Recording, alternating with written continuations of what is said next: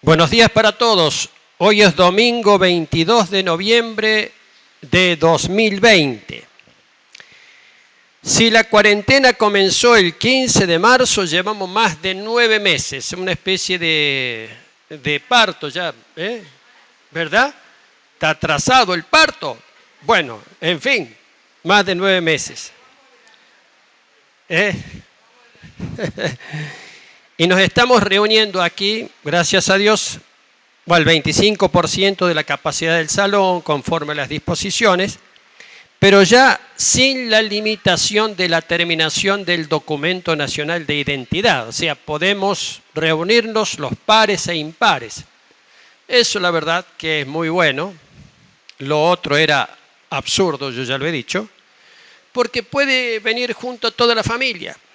Si no venía el papá, pero no venía la mamá y uno de los hijos no podía venir, en fin, por el tema del DNI.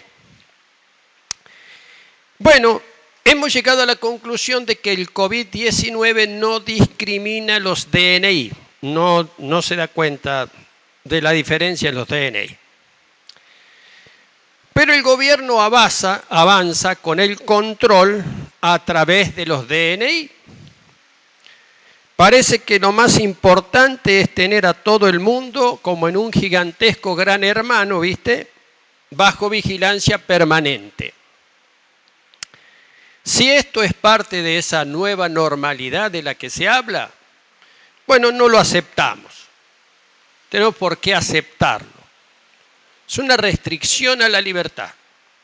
Vengo diciendo, usted me habrá escuchado, que las restricciones a la libertad de la gente no se condicen ni con nuestras leyes, ni con nuestra ley fundamental, la Constitución Nacional, ni tampoco se condice con lo que enseña y establece la palabra de Dios. Nuestro Dios y Salvador es un Dios de libertad, no de opresión. Cuando conocemos la gracia de Dios a través de Jesucristo, nos concientizamos de la libertad, tomamos conciencia de lo que es la verdadera libertad. Si el Hijo os libertares, dijo Jesús, seréis verdaderamente libres. Qué palabra tan potente esta. O el apóstol Pablo, cuando dijo en la carta a los Gálatas, capítulo 5, que los creyentes hemos sido llamados a libertad. Hemos sido llamados a libertad. En estos larguísimos 9 meses, porque parece que el tiempo se ha dilatado, como la teoría de Einstein, que el tiempo se hubiera dilatado, son 9 meses, pero parecen más, han pasado muchas cosas. En el mundo entero, y en nuestro país, en nuestra ciudad, en las provincias, en fin, pasan muchas cosas. En general, cosas no buenas, cosas malas. Eso ha traído desánimo, ha traído muchas cosas de las cuales hemos hablado, y no me quiero referir tanto en este momento. Porque quiero referirme brevemente a una que está ocurriendo ahora está pasando. El gobierno de la nación ha mandado al Congreso el proyecto de la ley del aborto, de despenalización del aborto se llama. Brevemente le decimos la ley del aborto. Nuestro presidente dijo hace varios meses que él priorizaba la vida a la economía, refiriéndose a la pandemia y a la economía del país. Bueno, cabe preguntar ahora, y lo pregunto como ministro del Señor, ¿qué significa priorizar la vida cuando se pretende legalizar el asesinato de las personas en el inicio de su vida? En el inicio de su vida. Invocando absurda y descaradamente una cuestión sanitaria. Se quiere tronchar la vida de los más inocentes, los niños y las niñas en el seno materno. hay una brutal campaña mediática, mentirosa, sesgada y cargada de ideología barata, para adoctrinar a las jovencitas y aún a las niñas de que el aborto es una solución. El propio ministro de Salud de la Nación, Ginés González García, de notorio fracaso en la lucha contra el COVID, es uno de los principales defensores e impulsores de la ley del aborto. Hay una fuerte presión de los organismos internacionales para que esta ley se apruebe. Se busca reducir a toda costa la población mundial, por ejemplo. Esta extraña pandemia que tenemos es un claro ejemplo de ello. Los medios masivos de comunicación están prácticamente todos, salvo algunas pocas excepciones, a favor del aborto, porque hay una campaña internacional mediática muy fuerte sobre este tema. Pero hay excepciones. Y una excepción importante lo constituyó el programa Nada Personal que conduce Viviana Canosa por Canal 9 de Buenos Aires. En su edición del viernes, defendió contundentemente las dos vidas, con testimonios claros y valientes. Probablemente ustedes lo han visto, si no lo vieron, está en las redes, lo pueden ver en cualquier momento. Muy importante este programa.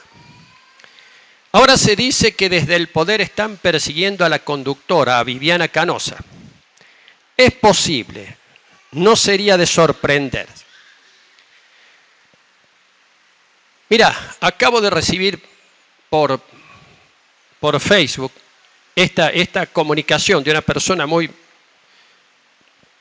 una profesional destacada, y que dice lo siguiente: ¿sabías que si tenés una hija entre 13 y 16 años, de acuerdo a este proyecto de ley, puede ir a hacerse un aborto sin tu conocimiento y sin tu consentimiento? Ese es el proyecto que ha sido mandado por el presidente Fernández al Congreso. La niña, por ejemplo, no podría tomar un micro para viajar sin la autorización de los padres, pero podría ir a abortar tranquilamente y la atenderían. Es imposible imaginar una perversión tan grande. Cuesta imaginar una perversión y una desviación tan grande. Y lo digo frente a esto que está saliendo, me dicen que está saliendo en directo, Urbi et Orbi. Urbi et Orbi. El sábado 28 de noviembre hay una convocatoria nacional para realizar la manifestación en defensa de las dos vidas. La Ola Celeste. Asiera es el organismo que nuclea a la enorme mayoría de iglesias evangélicas y organizaciones evangélicas de la República Argentina.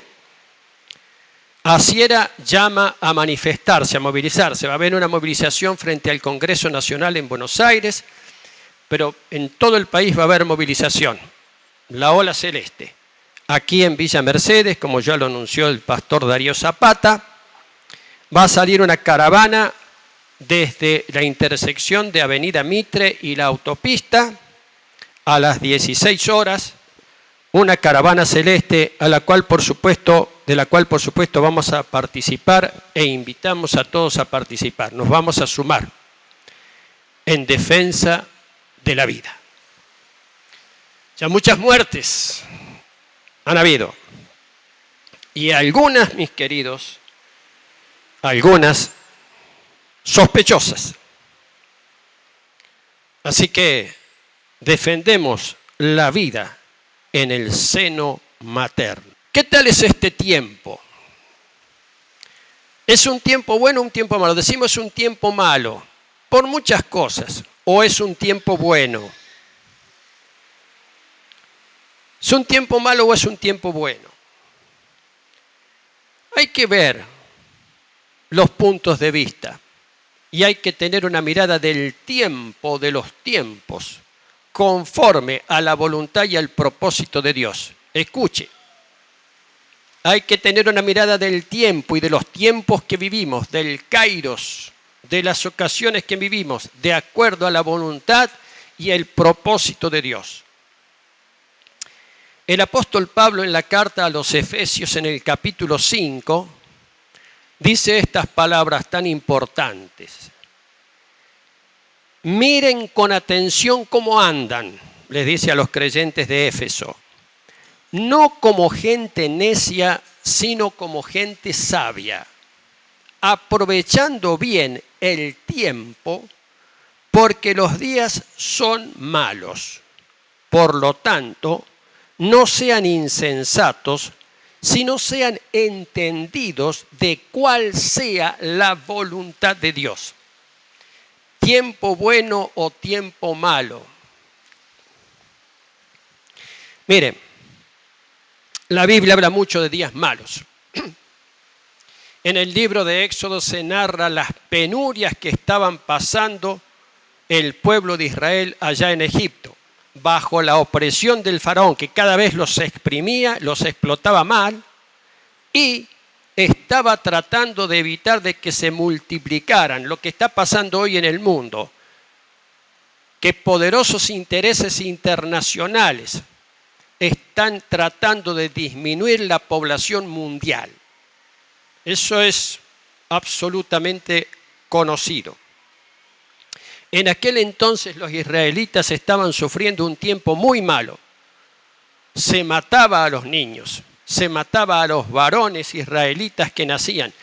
Las parteras egipcias tenían la obligación, tenían el mandato de matar a los niños.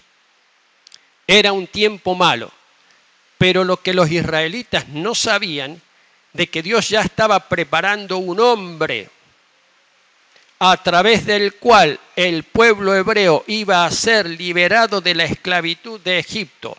Lo que ellos no sabían es que Dios ya estaba preparando un tiempo bueno, un tiempo de la liberación, un tiempo de la libertad, un tiempo de la liberación de la opresión.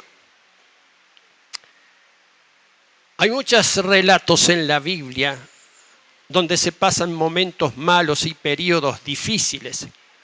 Pero ¿saben qué? Dios se reserva su derecho de obrar para revertir la situación. Los apóstoles, después que el Señor Jesucristo fue muerto en la cruz y ascendió a los cielos y ellos quedaron solos, quedaron vacíos. El Señor les había dicho que no tenían que salir de Jerusalén, que tenían que quedarse en Jerusalén. Y allí estaban reunidos, oraban y esperaban, no sabían qué, pero estaban desanimados, esperando. Por lo pronto estaban todavía impactados por la muerte, por la resurrección y por la ascensión del Señor Jesucristo, pero se habían quedado sin Él hasta que irrumpe el Espíritu Santo allí, en el aposento alto. Y viene la unción del Espíritu de una manera extraordinaria sobre esos hombres que estaban viviendo un periodo malo y comienza una etapa extraordinaria, comienza el inicio de la iglesia, comienza la predicación, comienzan los milagros, comienza todo.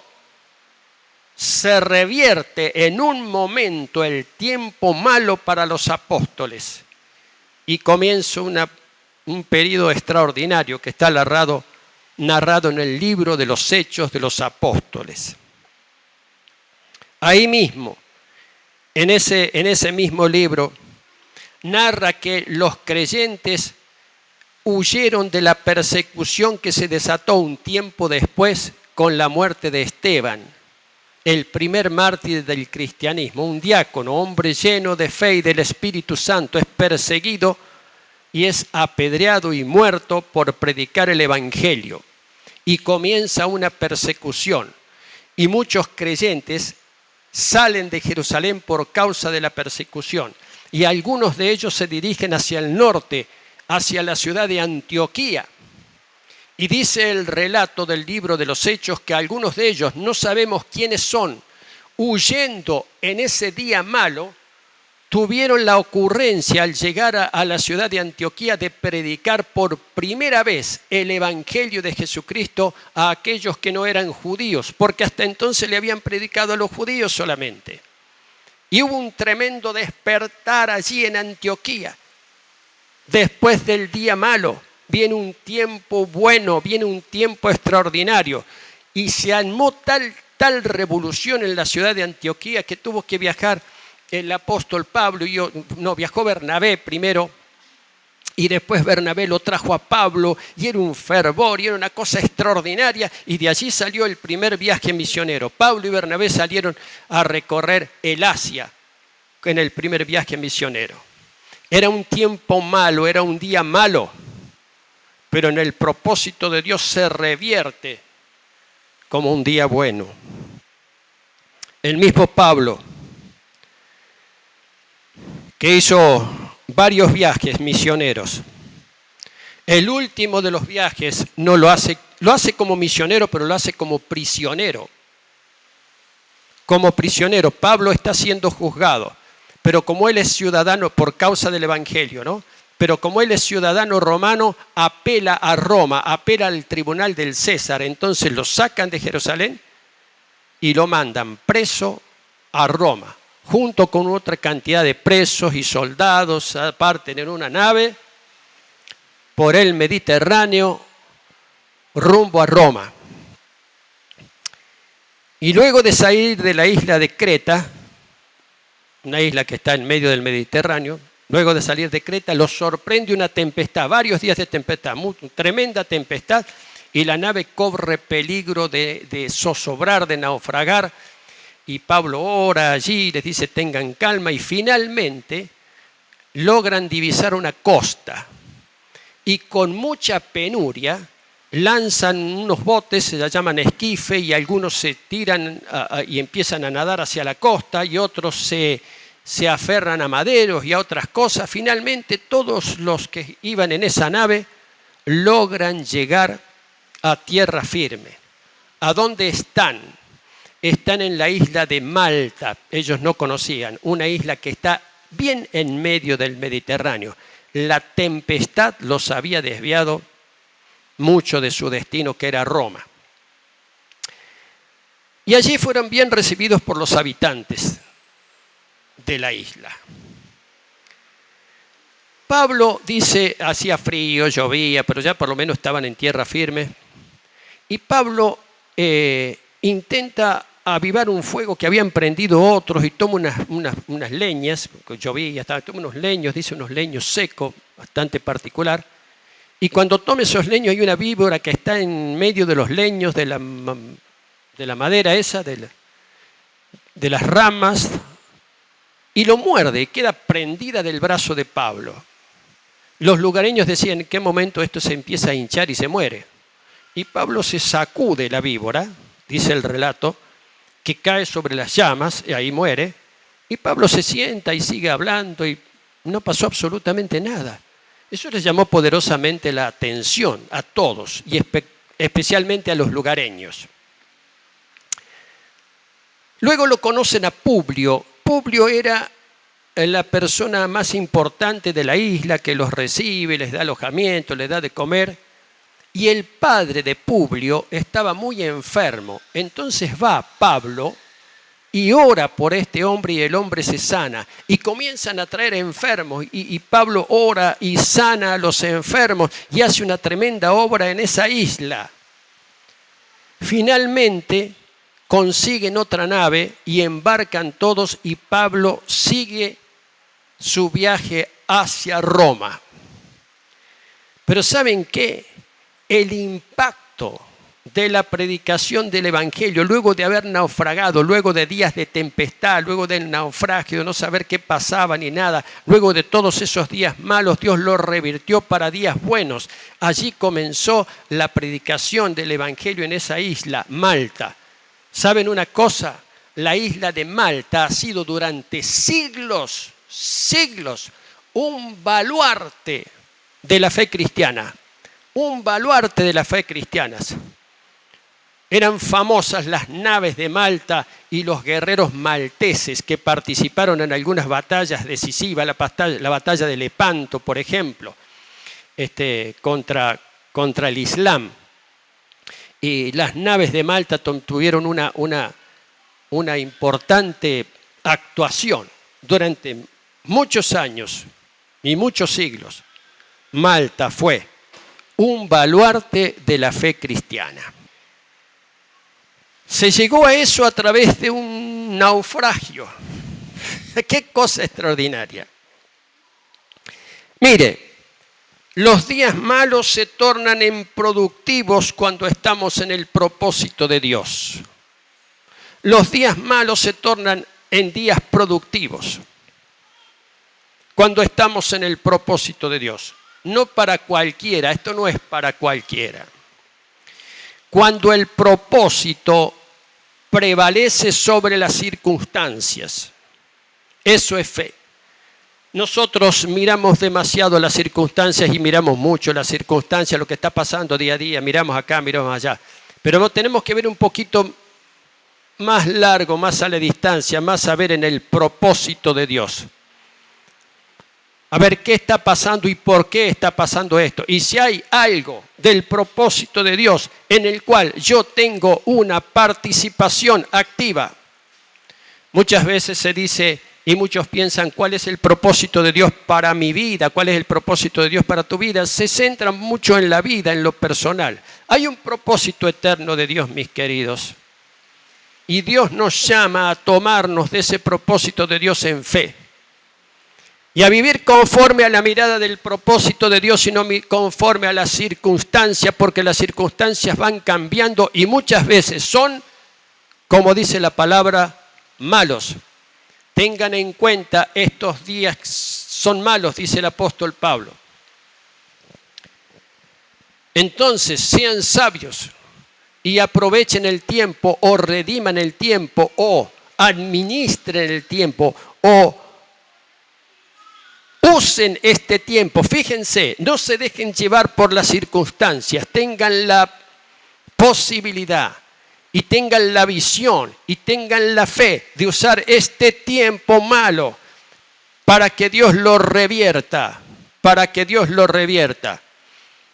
¿Qué está pasando con la iglesia evangélica en la República Argentina y qué está pasando con la fe?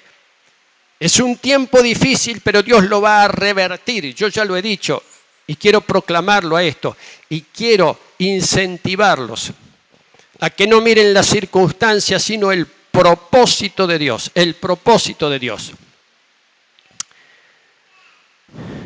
Cuando el propósito prevalece por sobre las circunstancias, cuando el propósito de Dios, el plan de Dios, que yo acepto, porque el plan de Dios es eterno y no depende de mí.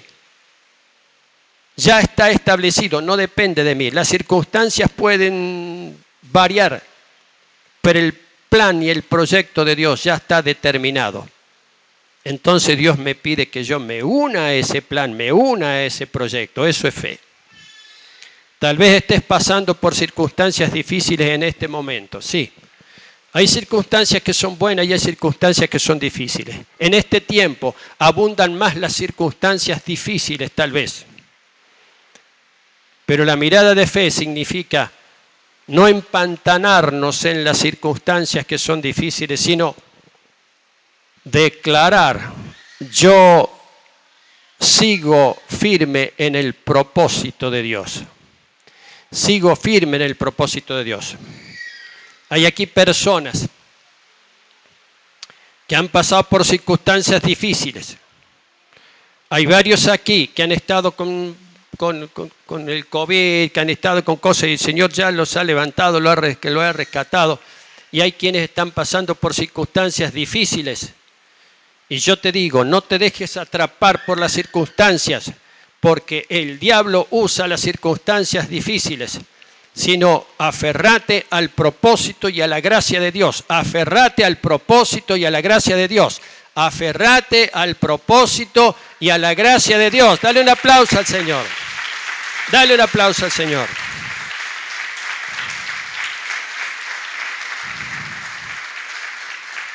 Ayer, después de mucho tiempo, se pudieron reunir aquí los jóvenes y los juveniles, tuvieron una hermosa reunión. Qué tiempo para ustedes, qué tiempo para nosotros, para los que peinamos canas.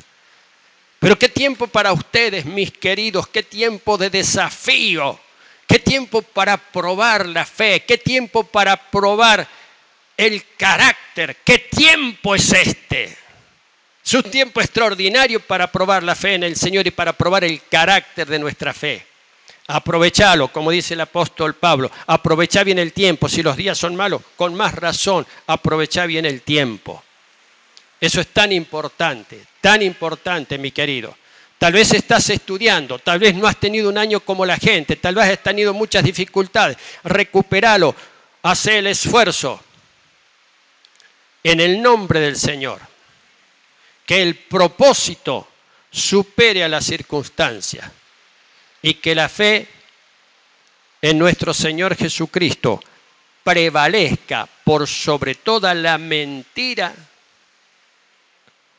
por sobre todo el mal y la mentira que circula diariamente por todos lados. Ese es el ministerio de la iglesia. Yo ya he dicho, y lo quiero volver a repetir, si la iglesia ha estado como comprimida, como un resorte comprimido en estos tiempos, en el momento en que esa fuerza de compresión que lo sostiene se suelta, la iglesia va a recuperar toda la energía y va a saltar para arriba. Y va a venir tiempos tremendos. Y lo que viene de bueno para la iglesia de Cristo es para que se desparrame la bendición de Dios sobre todos, que tanta falta hace. Este es el tiempo, mis queridos, de buscar el propósito de Dios y seguir el propósito de Dios. Les mando un abrazo grande a todos los que están mirando, los que van a ver. Un abrazo grande, bendiciones, y que la fe del Señor Jesucristo pueda ser en ustedes una experiencia viva y fundamental. Amén.